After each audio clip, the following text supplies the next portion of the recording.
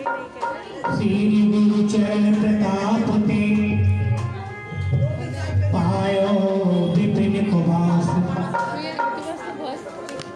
हरिणो राधे विपिन गुण रसिकन हिये प्रताप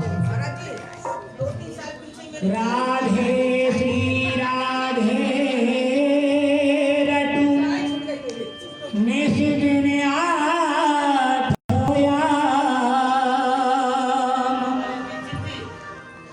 जाऊर श्री राधे बसे सोई हमारो धाम जाऊर श्री राधे बसे सोई हमारो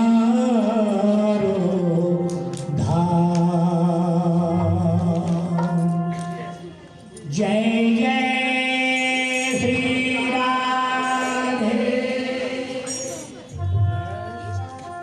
तोहे बार बार सुमेरूं हे राधे रानी तोहे बार बार सुमेरूं हे राधे रानी तोहे जिस दिन सुमेरूं हे श्यामा प्यारी तोहे जिस दिन सुमेरूं हे श्यामा प्यारी हे श्यामा प्यारी प्यारी हे राधे रानी हे श्यामा प्यारी प्यारी हे राधे रानी हे राधे रानी रानी हे श्यामा प्यारी हे राधे रानी रानी हे श्यामा प्यारी तोहे बार बार सुमेरूं हे राधे रानी तोहे बार बार सुमेरूं हे राधे रानी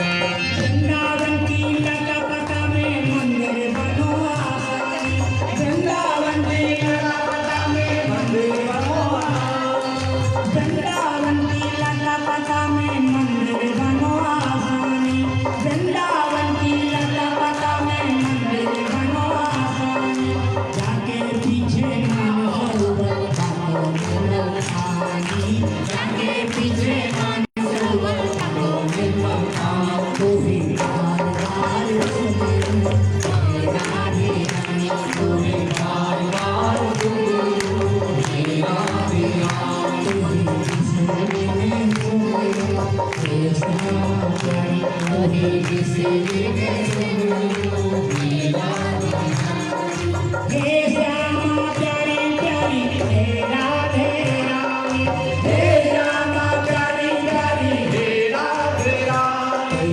बार बार सुमेरूं हे राधे रानी तोहे बार बार सुमेरूं हे राधे रानी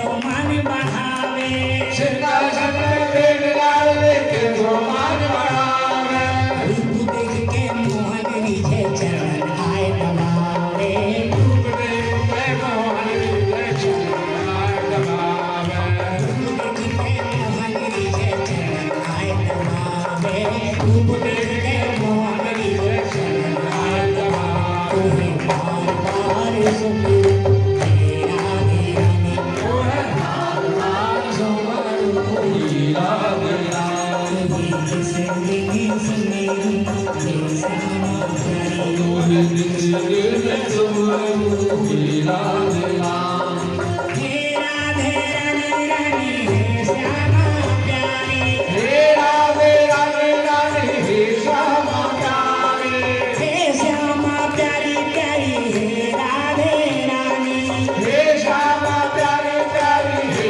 राधे राधे बार बार सुमिरो हे राधे रानी ओहे बार बार सुमरू हीरा दया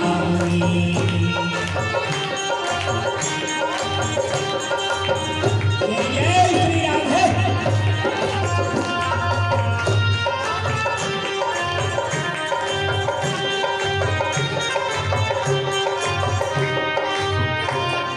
शंकर तेरो ध्यान धरत है सखियां चमर घोरा में संकर तेरो धर्म रे सत्य गुणावे शंकर तेरो ध्यान धरत है सखियां चमर घोरा में संकर तेरो धर्म रे सत्य गुणावे मोहन तेरी करे आरती वृंदावन की रानी मोहन तेरी करे आरती मोहन तेरी करे आरती वृंदावन की रानी मोहन तेरी करे आरती वृंदावन की रानी तुम्हें बार बार सुमिरो हे राधे रानी ओहे बार बार सुमरू हीरा दया सुमिरो हे श्यामा प्यारी ओहे दिल सुमरू हीरा दया हे श्यामा प्यारी प्यारी हे राधे रानी हे श्यामा प्यारे हे राधे राधे हे राधे रानी रानी हे श्यामा प्यारी हे राधे राधे राधे हे श्यामा प्यारे बार बार सुमिरो हे राधे रानी ओहे बार बार सुमरू हीरा राधे रानी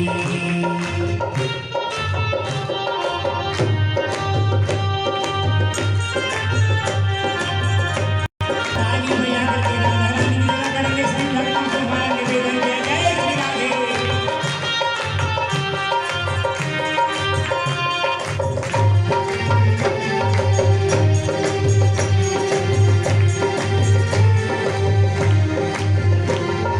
सखिया तेरो ध्यान धरते चरण शीश नमामि सत्य तेरो धर्म रे चरण शीश नमामि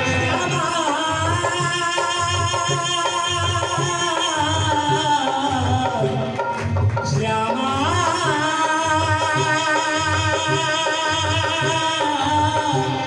श्यामा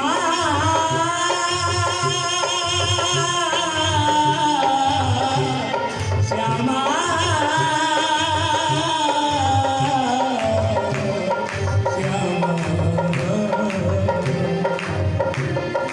सखिया तेरो ध्यान धरते चरण शीश नमामि सत्य तेरो धर्म रे चरण शीश नमामि सखिया तेरो ध्यान धरते चरण शीश नमामि सत्य तेरो धर्म रे चरण शीश नमामि सखिया तेरो ध्यान धरते चरण शीश नमामि सत्य तेरो धर्म रे चरण शीश नमामि तेरो दर्शन करके किसी जन्म सफल है जाओगे तेरो जय जय तेरो दर्शन करके किसी जन्म सफल है जाओगे तेरो दर्शन करके किसी जन्म सफल है जाओगे बार बार ताली ठुमके बजाएंगे राधा रानी की सेवा ताली बजाएंगे सुमिरो हे श्यामा प्यारी ओहे दिल सुमरू हीरा दया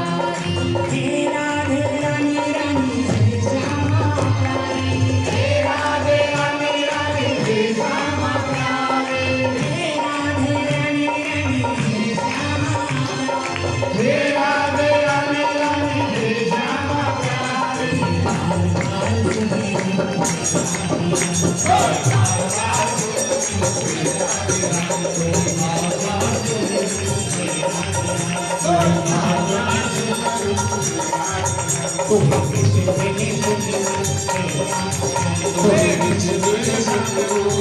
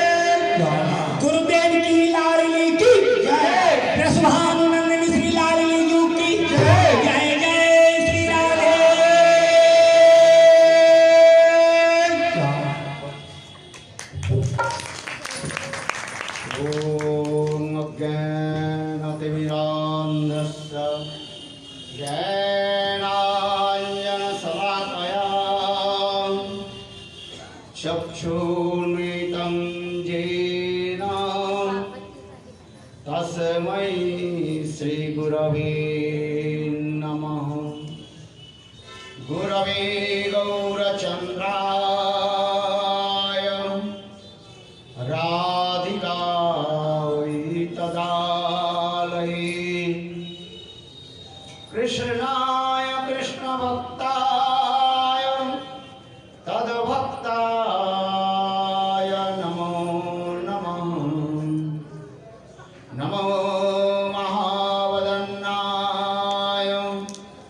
कृष्णप्रेम प्रदायते कृष्णाय कृष्णचैतन्य नाम्ने गौरात्रिसे नमः। हे कृष्णा करुणा सिंधु दीनबन्धो जगत्पते गोपीश गोपिकान्त राधाकान्त नमोस्तुते। तप्तकाञ्चन गौराङ्गी राधे वृन्दावनेश्वरी वृषभानुसुते देवी प्रणमामि हरिप्रिये। ॐ वृन्दावै तुलसी देवै प्रिया वै केशवस्य च कृष्ण भक्ति प्रदे देवी सत्तवत्यै नमो नमः। भक्ता विहीना अपराधलक्ष्यै क्षिप्ताश्च कामादितरङ्गमध्यै कृपामयि त्वां शरणं प्रपन्ने वृन्दे नमस्ते चरणारविन्दं वृन्दे नमस्ते चरणारविन्दं वृन्दे नमस्ते चरणारविन्दं भजामि राधां अरविन्दनेत्रां स्मरामि राधां मधुरस्मितास्यां वदामि राधां करुणावराद्रां ततो ममान्नास्ति गतिर्न कापि। श्यामसुन्दरशिखण्डशेखर स्मेरहास मुरलीमनोहर राधिकारसिकमां कृपानिधे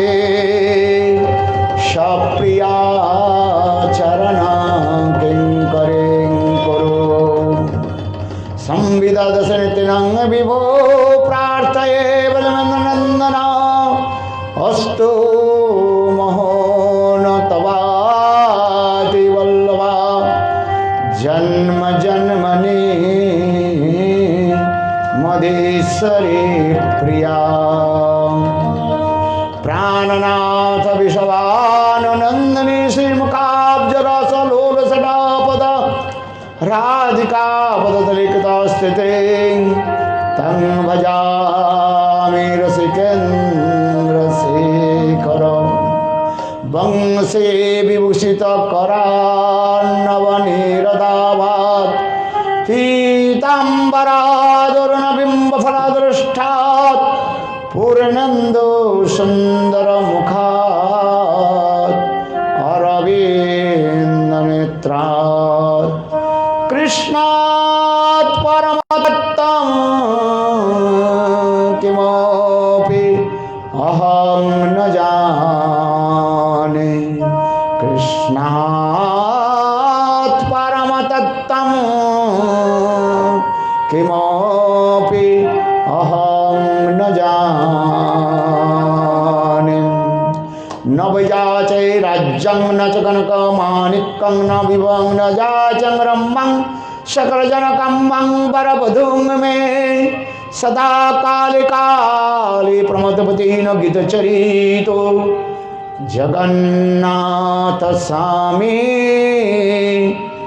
नयनपथगामी भावतु मे जगन्नाथ स्वामी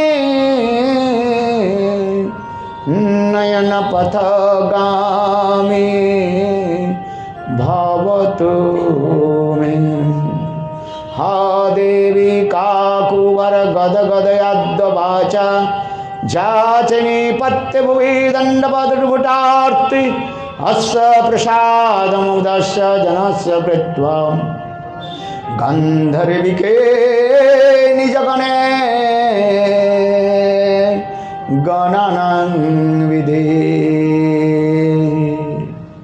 शिरूपमञ्जरीकरार्चित पादपदमाङ्गचन्दनभुजार्वितमस्तकाय हा मुदत कनक गौरी पदारविन्दं सनबयानि सनकैस्तव किं करिष्ये श्री कृष्ण चैतन्य प्रभो नित्यानंद श्री अद्वैत गदाधर श्रीवासादि श्री गौरभक्त वृंद। सभी हाथ उठाइए। हरे कृष्णा कृष्ण कृष्ण हरे हरे हरे राम राम राम हरे हरे हरे। सर्वप्रथम मेरे गुरुपाद पद्म नित्य लीला प्रविष्ट तम विष्णुपाद अष्टोत्तर सदस्य श्रीमद् भक्ति वेदांत श्रील वामन गोस्वामी महाराज एवं नित्य लीला प्रविष्ट ओम विष्णुपाद अष्टोत्तर शतमद भक्ति वेदांत श्रील नारायण गोस्वामी महाराज जी के अभय चरण कमलों में अनंत कोटि साष्टांग दंडवत ज्ञापन करता हूँ। तत्पश्चात नित्यलीला प्रविष्टम विष्णुपाद अष्टोत्तर शतमद भक्ति वेदांत स्वामी महाराज एवं प्रपूज्य चरण श्रीपाद नरसिंह महाराज माधव महाराज एवं समस्त वैष्णववृंद अत्यंत स्नेहशिला मातृवृंद सभियों के चरण कमलों में मेरा यथा दंडवत प्रणाम स्वीकार हो। आज श्रीमद् भागवत कथा की तृतीय दिवस है। हम चौथे दिवस में परात्पर परतत्व अजन्मा होकर के भी स्वयं भगवान कृष्ण माँ जसोदा के गर्भ से जन्म लेते हैं। इसलिए काल हम उनके जन्म महोत्सव उत्सव मनाएंगे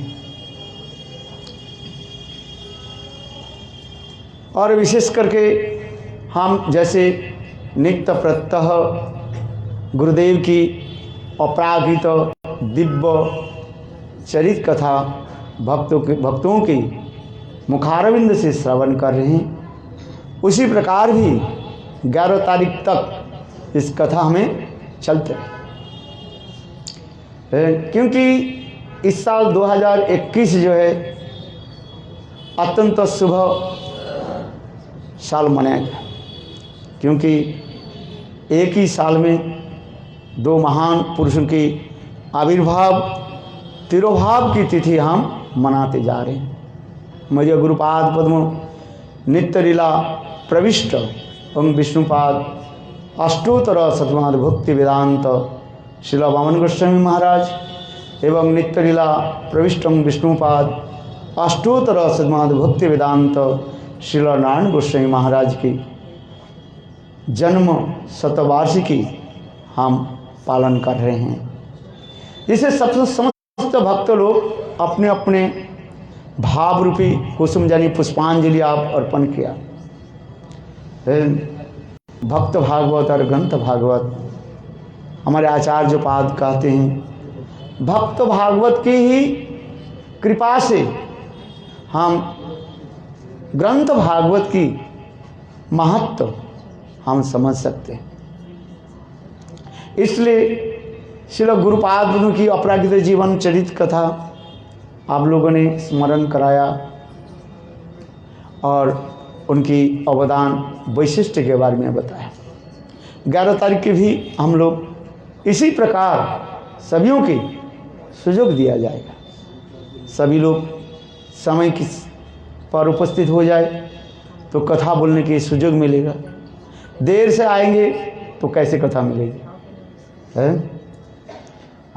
इसलिए सभी को निकट मेरा सनिर्बंधन निवेदन है, इस समय पर 4 बजे हम तो रखे हैं, 3 बजे समय रखे हैं।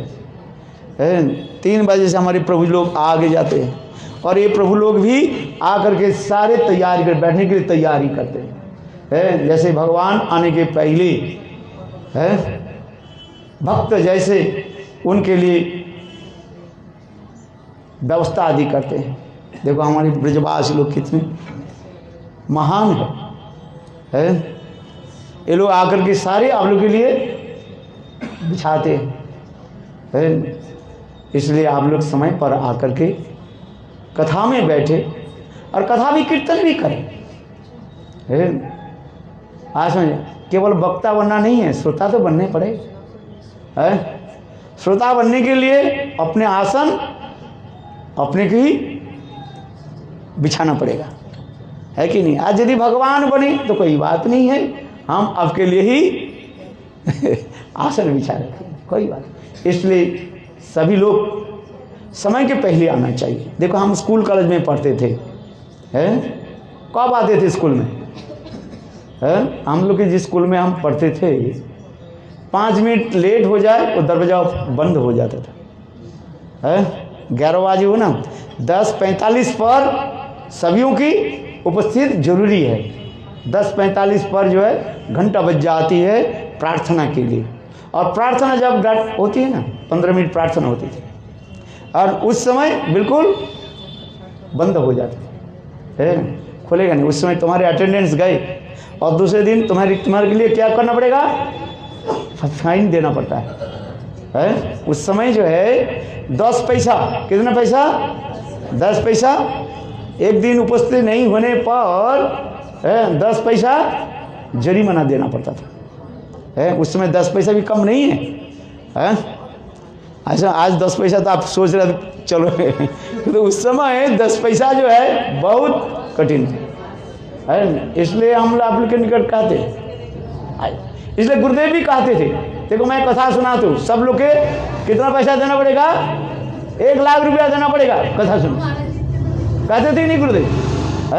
जो पुराने है कभी कहते थे गुरुदेव, किंतु पैसा नहीं दे, फोकट से कुछ मिले ना उससे कुछ मिलता नहीं, उसकी कदर नहीं समझते।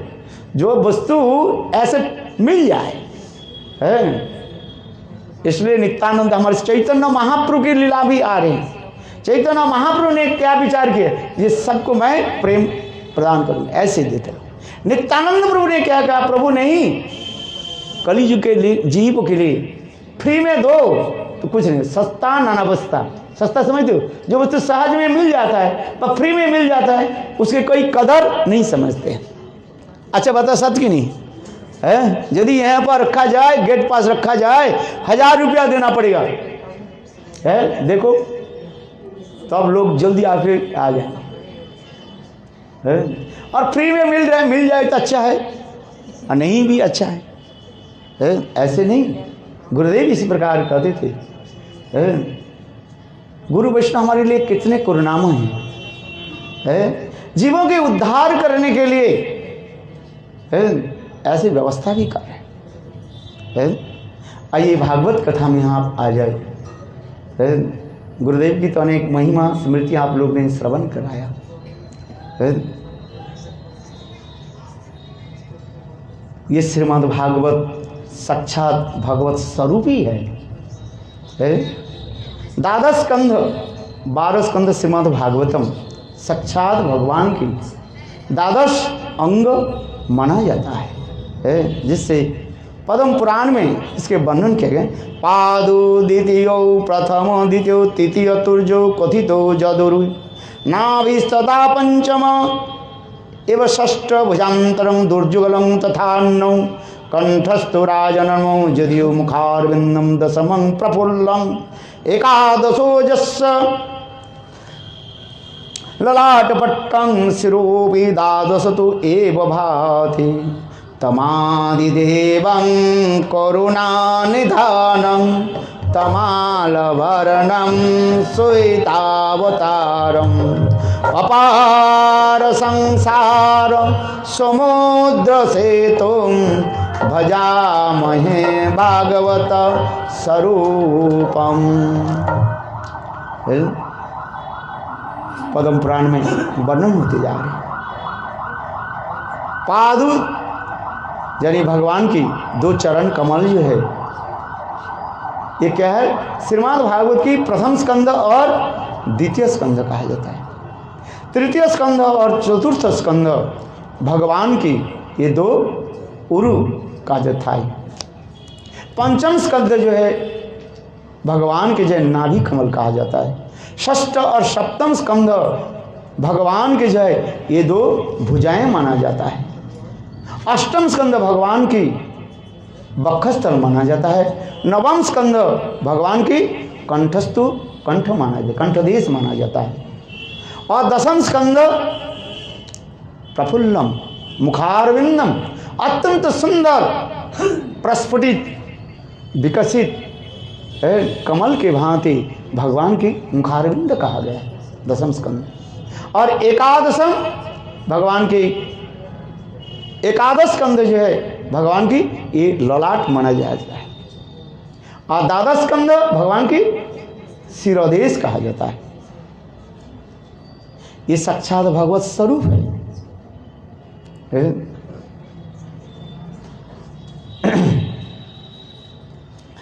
इस श्रीमद् भागवत की कथा वर्णन करने के पहले श्री सुखदेव गोस्वामी पाद परीक्षित महाराज की जो कथा सुनाया, कल मैंने इसी यहाँ पर बताया था। जो परीक्षित महाराज 7 दिन के बाद शरीर छोड़ देंगे, जिसमें तक्षक आकर के उनके काटेगा, डसेगा और शरीर छोड़ देंगे। इसलिए परीक्षित महाराज सारे ऋषि मुनियों के भी बुलाया, कर्मी ऋषि, ज्ञानी ऋषि, जोगी ऋषि,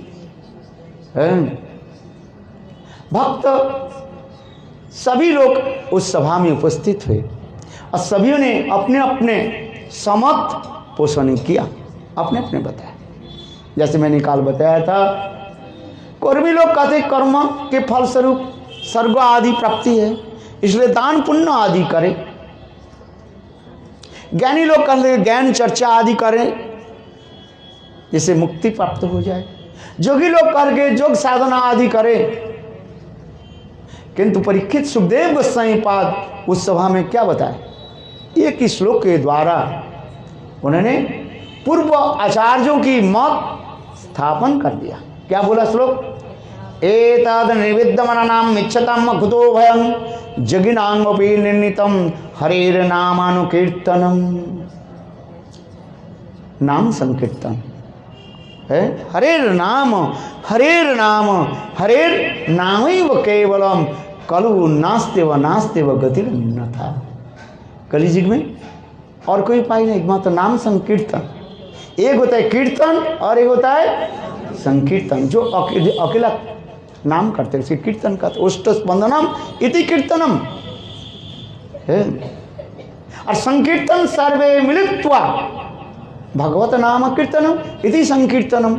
हमारे जीव गोस्वामी पाद संदर्भ में इसे बन गए। अनेक भक्त एकत्रित होकर के भगवान के नाम रूप गुण लीला श्रवण कीर्तन आदि जो करते हैं उसे कहा जाता है क्या? संकीर्तन कहा जाता है। गुरुदेव की एक बात याद है।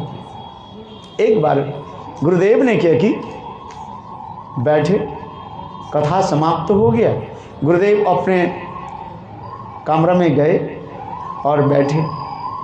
एक भक्त आकर के बोले, गुरुदेव कृष्णदास ने बहुत सुंदर कीर्तन किया है, अच्छा लगा।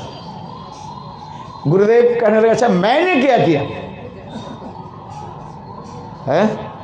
कहते मैंने कीर्तन नहीं किया। कि लोगों के ही विचार है, जो अत्यंत ताल लय मान दे करके थे वो अच्छा लगता है। कीर्तन क्या है? भगवान की गुणावली के जो है वर्णन करना है, यही तात्पर्य है, जिससे भगवत प्राप्ति के उपाय बताया गया है। 9 विधा भक्ति है। कितने प्रकार की भक्ति है? 9 प्रकार की भक्ति है। श्रवणं कीर्तनं विष्णु स्मरणं पाद सेवनम अर्चनं बंधन दस सखात्म निवेदनम इति पुंसार्पिता विष्णु भक्तिश्चेत नवलक्षण। प्रहलाद महाराज जी बताया 9 प्रकार की भक्ति है। श्रवण, श्रवणाक्ष भक्ति कहा जाता है। इस श्रवण करके भगवान की किसने प्राप्ति किया? श्रवणे परीक्षित महाराज है। और कीर्तने वैयासकी सुखदेव गोस्वामी पाद है। श्रवण कीर्तन स्मरणे, स्मरण के द्वारा किसने भगवान की प्राप्ति किया? प्रहलाद महाराज जी है। श्रवण कीर्तन स्मरण पाद सेवनम लक्ष्मी है। श्रवण कीर्तन स्मरण पाद सेवनम अर्चने पृथु महाराज है। श्रवण कीर्तन स्मरण पाद सेवन अर्चन बंदने अक्रूर, अक्रूर महाराज नाम आता है, बंदन स्तुति आदि है। श्रवण कीर्तन विस्मरण पाद एवं अर्चन बंदन सख्य अर्जुन, दास्य कविपति हनुमान और आत्मनिवेदन। श्रवण कीर्तन विष्णु स्मरण पाद एवं अर्चन बंधन दास्य सख आत्मनिवेदन बलि महाराज है। बलि महाराज सब कुछ भगवान के चरण में अर्पित करते हैं। इसी के कहा जाता है भगवत प्राप्ति के उपाय है।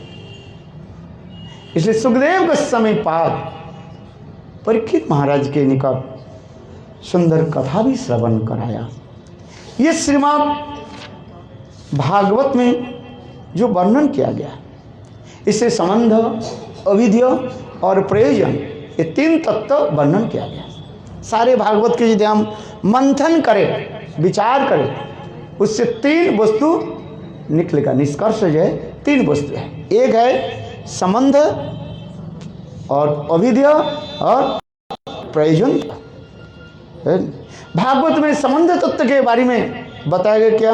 वदन्ति तत्तद्विदस्तत्तं जगन्माद्यम ब्रह्मेति परमात्मेति भगवानिति शब्दते। एते चांस कलापुंस कृष्णस्तु भगवान स्वयं है। इंद्राणी व्याकुलं लोकं मुड़यन्ति जुगे जुगे। देखो, ये संबंध तत्व के बारे में कहा गया। ये कृष्ण संबंध है। संबंध है हमारे पास, संबंध ज्ञान करना। इस भागवत अध्ययन करने पर, श्रवण करने पर उनके साथ हमारे संबंध जुड़ जाता है। और अविद्या तत्व, अविद्या माने, अविद्या किसको कहा जाता है? जो अपने साध्य वस्तु प्राप्ति के लिए जो साधन जो है उसी कहा जाता है, अविद्या तत्व कहा जाता है? उसको वो क्या चीज है? अर्थात भगवत प्रेम ही हमारे साध्य है, और वो भगवत प्रेम प्राप्ति करने के लिए उपाय उसी के कहा जाता है, क्या बताया? अभिधेय तत्व साधन कहा जाता है। जैसे आपके धन की जरूरत है, धन कैसे प्राप्ति होगा? कैसे धन प्राप्ति होता है? व्यवसाय वाणिज्य करना पड़ेगा, वकालती करते हैं तब तो धन प्राप्त होता है।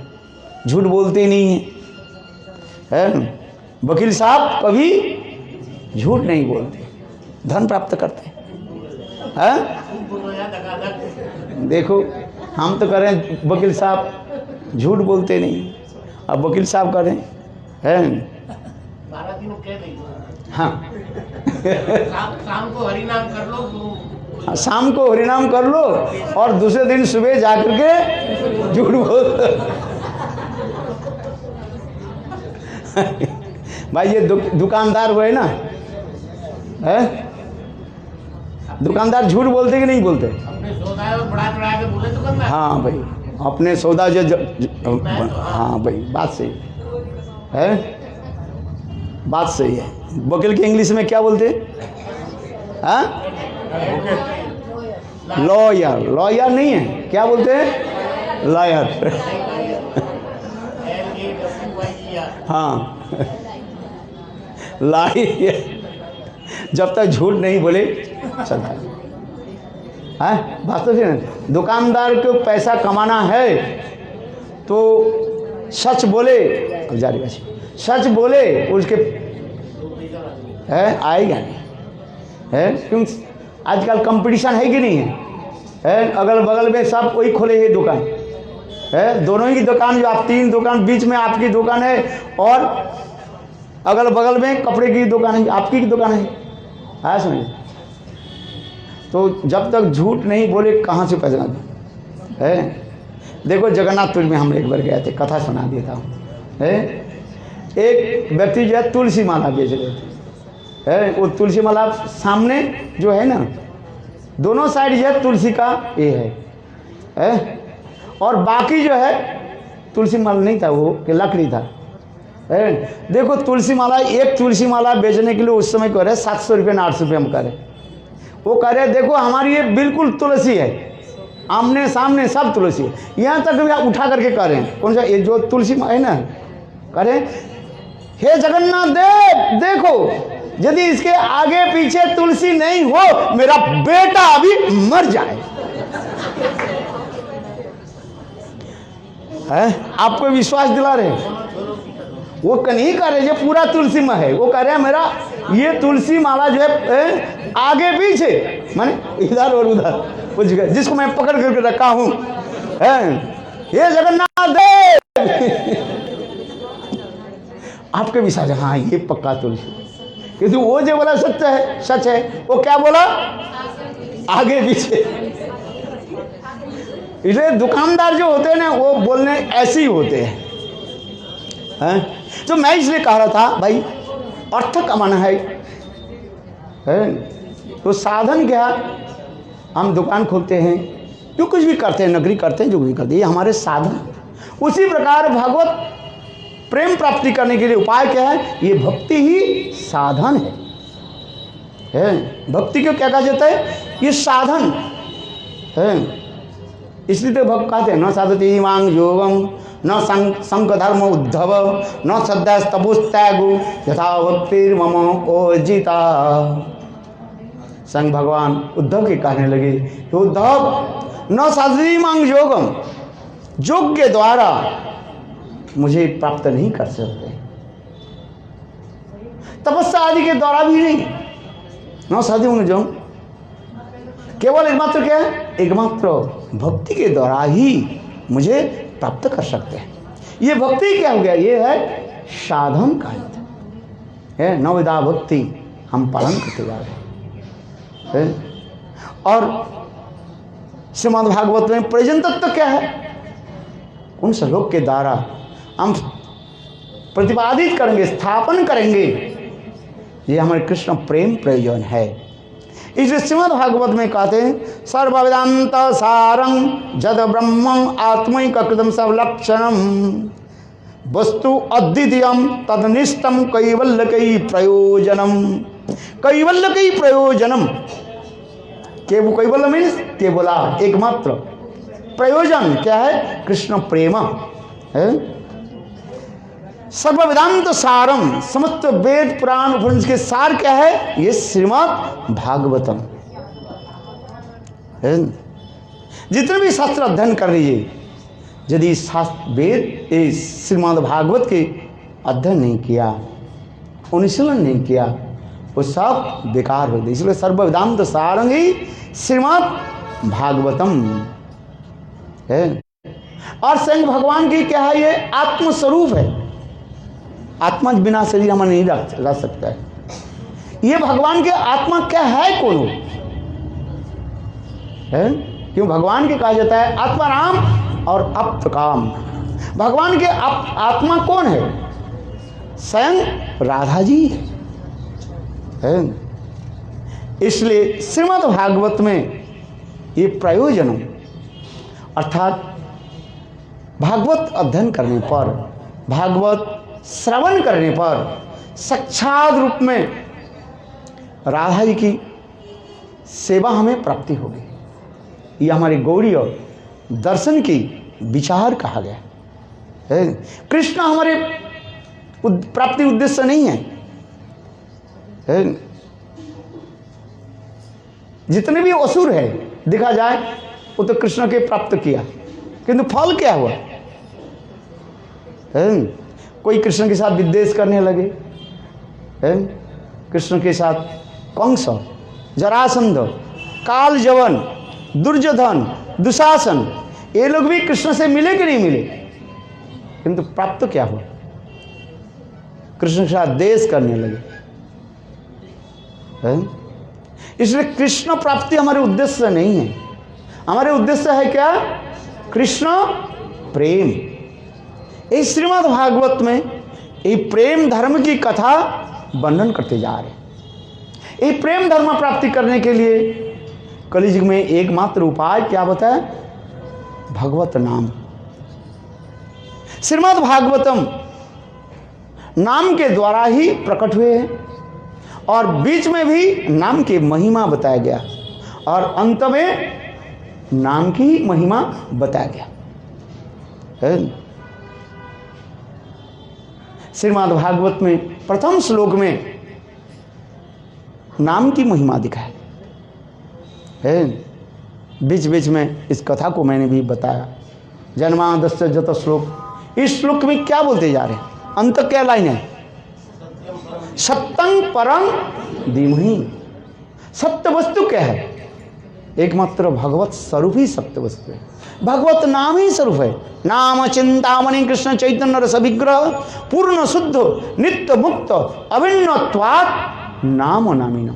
नाम स्वरूप ही है भगवान है। भगवान और भगवान के नाम में कोई भेद नहीं है, अभेद तत्व है। इसलिए सत्यं परं धीमहि, परम वस्तु, और वही हमारे ध्येय वस्तु है। और श्रीमद् भागवत में षष्ठ स्कंध में, छठा स्कंध में क्या बताया? नाम की महिमा दिखाई। अजामिल के उपाख्यान है। श्री सुखदेव गोस्वामी पाद परीक्षित महाराज के अनेकों कथाओं को श्रवण कराया। जीवों की दुर्गति कैसे होती है, बद्ध जीव इस संसार में कैसे कष्ट आदि पा रहे हैं। इसके पश्चात फिर जीव नरक में चले जाते हैं। पाप करने वाले जीव जो है नरक में जाते हैं। पुण्य करने वाले जीव कहाँ जाते हैं? स्वर्ग में चले जाते हैं। फिर वहीं से फिर लौट करके आते हैं। नरक अथवा स्वर्ग ये दोनों हमारे नित्य स्थान नहीं है, ये टेम्परारी कहा जाता है। स्वर्ग में जाए कुछ समय तक भोग आदि करते रहते हैं। तेतम भुक्ता स्वर्गलोकं विशालम क्षिणे पुण्य मर्त्यलोकं विशंति।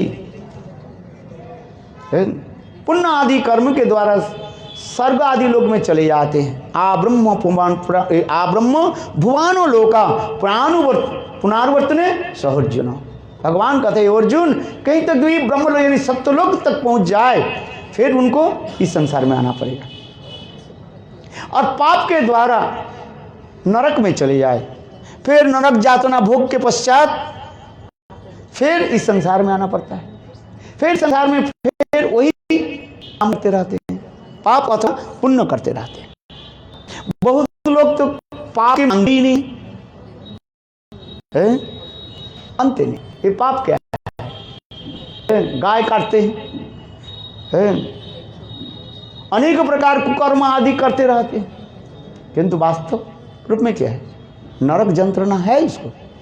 इस संसार में भोगने के पश्चात फिर नरक में चले जाते हैं।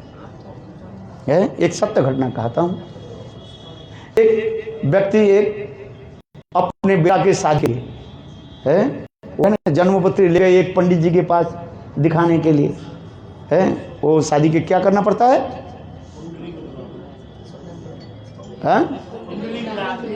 कुंडली। हाँ, जन्मपत्री जो लगन दिखते हैं ना, किस समय जो बेटा की शादी के लग्न कहते हैं, लगन दिखना, विवाह के समय निर्धारित करने के लिए गए हैं।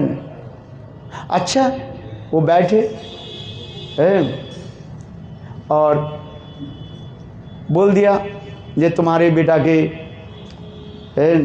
जन्म लग्न के अनुसार इस समय विवाह की समय पड़ रहा है। अच्छा वो व्यक्ति चले गए, और चले जाने के बाद और एक दूसरे व्यक्ति आ गए। दूसरे व्यक्ति को देखते ही डर गए पंडित जी कहते अरे तू कहाँ से आ गया, अरे आज से 15 साल पहले तू तो मर गया है, मैं तेरे दाह संस्कार किया, तू कहाँ से आ गया। तो कहने लगे पंडित जी डरो मत, बात सत्य है आप जो बोल रहे हो,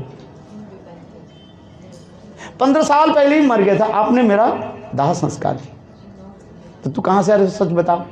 बोले देखो मैं जमदूत हूँ। क्या है भाई, जमदूत सुनते सब डर जाओगे नहीं, क्या मुझे लेने के लिए आए हो? नहीं तेरे लेने के लिए नहीं है।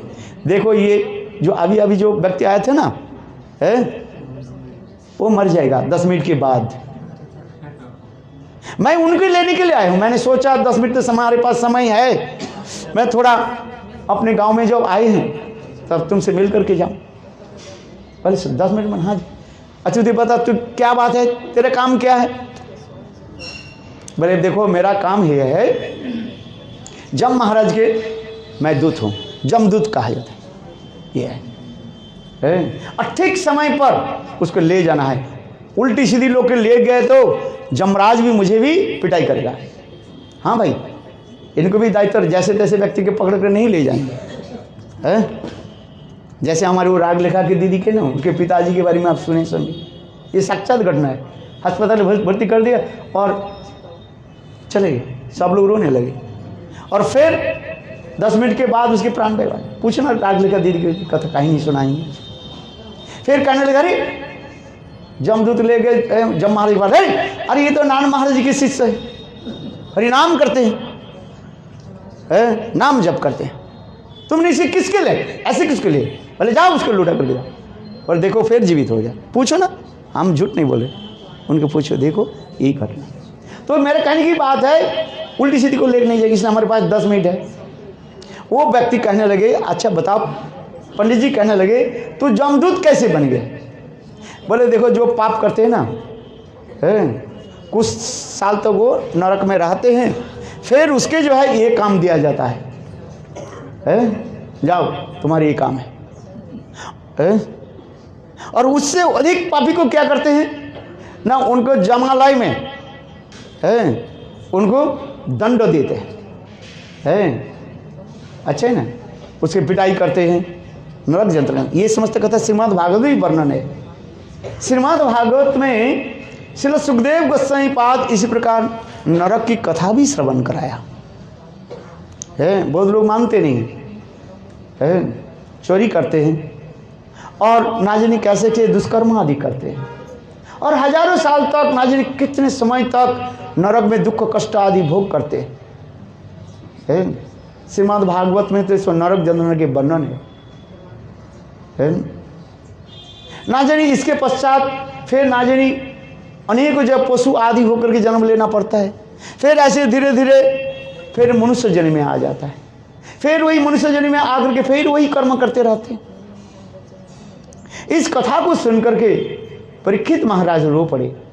परीक्षित महाराज कहने लगे, हे ब्राह्मण गुरुदेव, क्या जीवन के इससे उद्धार के उपाय नहीं है? बार बार ऐसे पाप करते रहेगा, क्या पुण्य करते रहेगा, यही चक्कर में घूमते रहेगा। तावत जननम तावत मरणम तावत जननी जठरे शयनम, है यही करते रहेगा, इससे कोई उद्धार नहीं होगा। बात ही सत्य के है नहीं। इसके उद्धार की कोई बात बताइए जिससे कोई उसके जन्म मृत्यु न हो, उसके साक्षात भगवत प्राप्ति हो जाए, भगवत धाम में चले जाए। उस कथा को सुन करके श्री सुखदेव गोस्वामी पाद गए, महाराज हाँ तुमको मैं उपाख्यान सुनाता हूँ। भगवत नाम कोई ग्रहण करे उति अवश्य वो भगवत धाम को प्राप्त कर लेंगे। नाम की महिमा इतनी बता रहे। ऐसे कह सुखदेव गोस्वामी पाद परीक्षित महाराज जी निकट अजामिल के नाम महिमा कथा श्रवण कराया। कान्यकुब्ज प्रदेश में अजामिल नाम से एक महान ब्राह्मण थे। वो अपने वृद्ध माता पिता की सेवा करते थे। वेद अध्ययन, वैदिक ब्राह्मण भी थे, नित्य प्रत्यह वेद अध्ययन आदि करते थे और अपने पुत्र कन्या आदि के पालन पोषण भी करते थे। उनके सती साध्वी पत्नी भी थे। और ब्राह्मण के जो 6 प्रकार जो कर्म है, ब्राह्मण के 6 प्रकार कर्म क्या है? जजन, जाजन, अध्ययन, अध्यापन, दान, प्रतिग्रह। ये ब्राह्मण के 6 प्रकार के कर्म हैं। केवल गले में यज्ञ सूत्र लेने से ब्राह्मण नहीं कहा जाता है। ब्राह्मण के 6 प्रकार के षडकर्म निपुण है। 6 प्रकार के कर्म होते हैं ब्राह्मण: जजन, जाजन, अध्ययन, अध्यापन और दान, प्रतिग्रह। स्वयं शास्त्र अध्ययन करते हैं और दूसरे के भी शास्त्र अध्ययन कराते हैं, पढ़ते हैं, पढ़ाते हैं। जजन, जाजन, अध्ययन, पूजा करते हैं ठाकुर जी की, दूसरे को भी सिखाते हैं। ये ब्राह्मण के काम। जजन, जाजन, अध्ययन, अध्यापन, दान, प्रतिग्रह। दान भी लेते हैं और देते भी है। ये नहीं है केवल लाओ लाओ है, नहीं, हाथ को थोड़ा ऐसे तो करो। केवल ऐसे करते हैं, माने दे दो दे दो। अरे नहीं, भगवान ने हाथ दिया क्या है? हाथ की सेवा केवल कंगन कंगन नहीं है। हाथों की सेवा कंगन के नाते। हाथ में हम कंगन पहनते हैं ना, सोने की चूड़ियाँ, बात सोने की पहनते। ये हाथ की शोभा नहीं है। हाथ की शोभा किसके? दान के द्वारा हाथ की शोभा बनते हैं। शास्त्र में ऐसे बहुत श्लोक है, वास्तविक। इसे कहते हैं जजन, जजन, अध्ययन, अध्यापन, दान, प्रतिग्रह। इसलिए हमारे रूप गोस्वामी ददाति प्रतिगृह्णाति, ददाति और प्रतिगृह्णाति। गुज्जमा कहती पृच्छति भुंक्ते भुजते चैव षड्विधा प्रतिलक्षणम।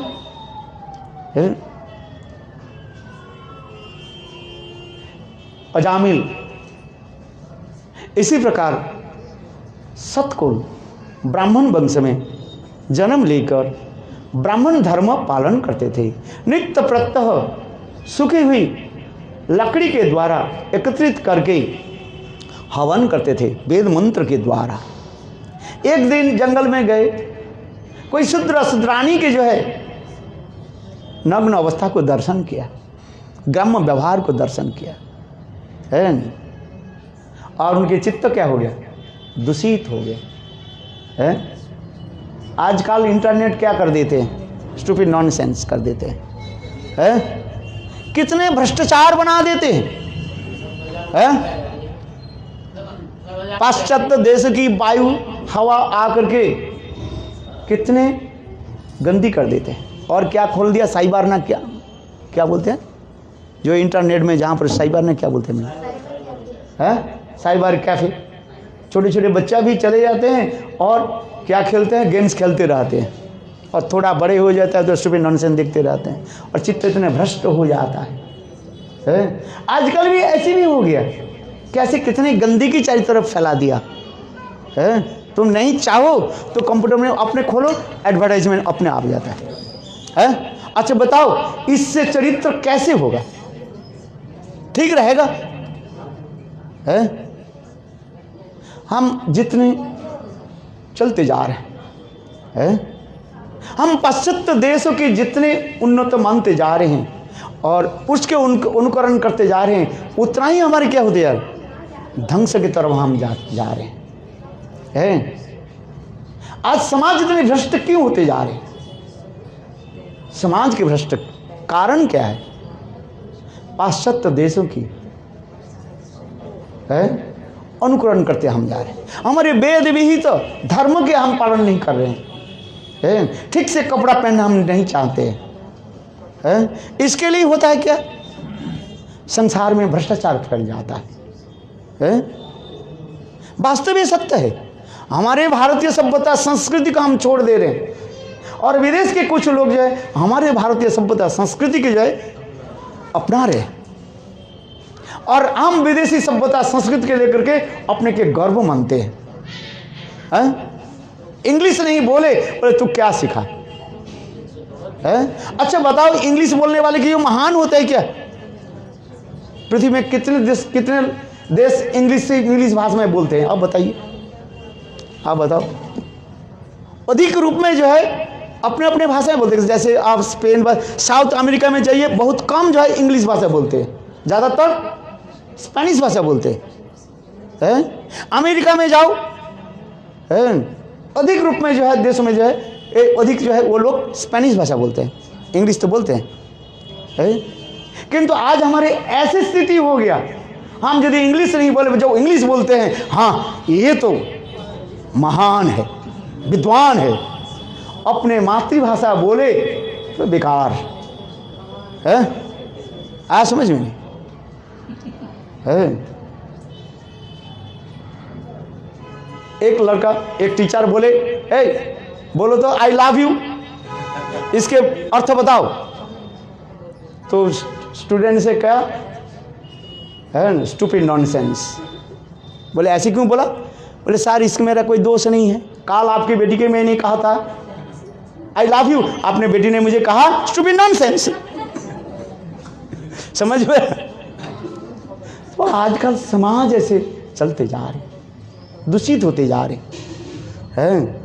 हम लोग भारतीय सभ्यता संस्कृति, रामायण महाभारत की कथा हम सुनना नहीं चाहते, वेद भी तो हम सुनना नहीं चाहते। भ्रष्टाचार है, भारतीय सभ्यता संस्कृति के हम भूलते जा रहे हैं। हम जब विदेश में क्या प्रचार करते हैं, यही तो प्रचार करते हैं। स्वामी महाराज ने क्या किया, सभियों की जो है चोटी रख दिया। हम भारतीय होकर के चोटी रखने में शर्माते हैं, लज्जा बोध करते हैं। हम कपड़े पहनने में लज्जा बोध करते हैं। हाँ समझ, अपने बेटा बेटी के कहे अरे वो प्राचीन का सब आधुनिक आओ ना, पिताजी पापा ये क्या बोलते रहते हैं? हाँ क्या बोले, क्या बोले, जीन्स पहन, हाँ हाँ भी है, हाँ भी फटी भी है। अरे भाई भी एक कथा प्रसंग एक बताऊं है। हाँ मैंने एयरपोर्ट में आ गया एक जगह में, कुछ जो है हमें रिसिप्शन करने के लिए आए और उनके कपड़ा जो है एक सूट पहना हुआ था ना, ऐसे ऐसे था है। मैंने सोचा ये गरीब घर का होगा सही है।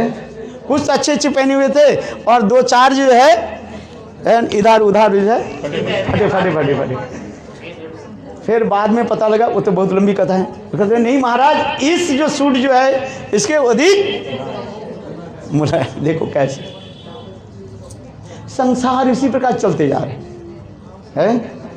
कैसे हम भ्रष्टाचार होते जा रहे हैं। वास्तव ये सत्य है।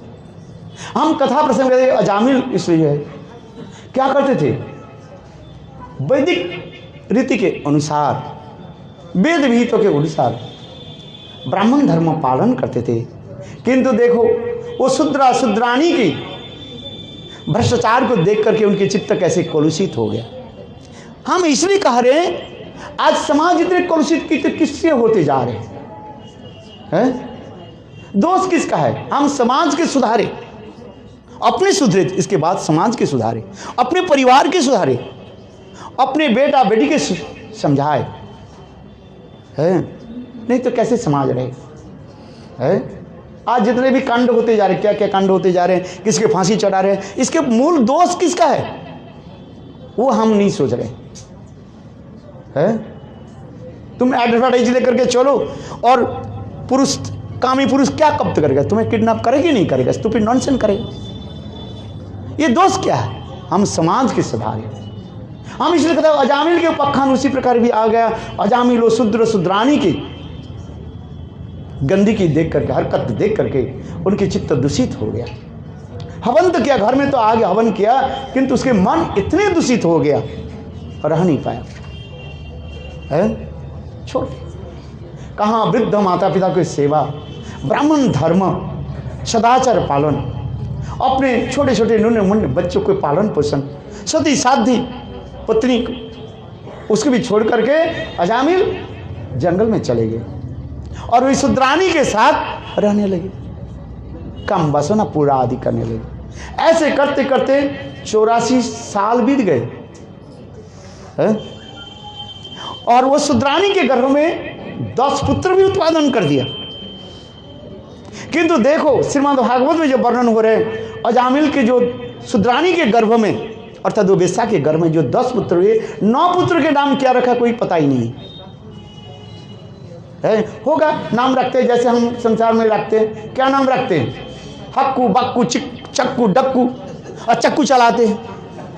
अरे बेटा के नाम नहीं रखते हैं, राम कृष्ण गोविंद राधा ललिता विशाखा नाम रखते हैं, हाकू बाकू चक्कू टिंकू बिंकू, यहाँ तो प्रिंस डीटू सीटू पीटू